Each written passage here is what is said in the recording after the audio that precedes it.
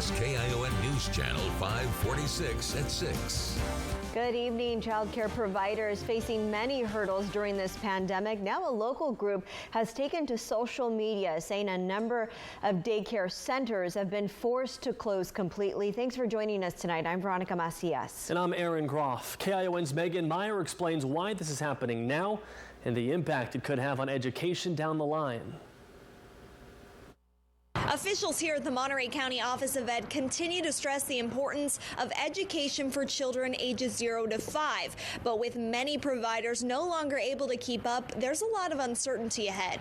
Child care centers across the Central Coast have scaled back this year. They've reduced their enrollment size, but they're now taking on more responsibility in other ways. There are increased costs because of COVID supplies, masks, disinfectants, things like that, as well as increased labor costs to make sure that that surfaces are being disinfected. Sonia Kohler with the Bright Beginnings Childhood Development Initiative explains that these add-ons aren't cheap. It's these increased costs and smaller class sizes that have forced a number of providers to shut their doors. We are seeing some permanent closures, mostly in the privately funded child care center arena, because they aren't receiving subsidies from the state that helps to bridge those financial difficulties. Kohler couldn't specify how many local providers have closed since March, but there have been some. She says they've found child care centers based out of homes have had more success during the pandemic. Lori Ramirez, who works for the Monterey County Office of Education, says 90% of home-based centers have stayed open. There was recently a study done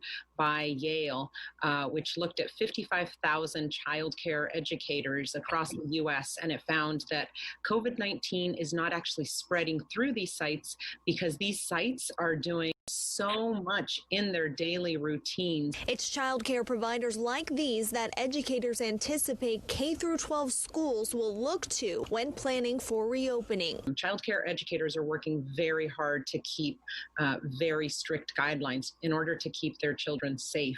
Officials do predict that space at child care facilities will be tight until the pandemic is over. If you're in search of child care, you can find help at a link on our website, KION546.com. In Salinas, Megan Meyer, KION News Channel 546.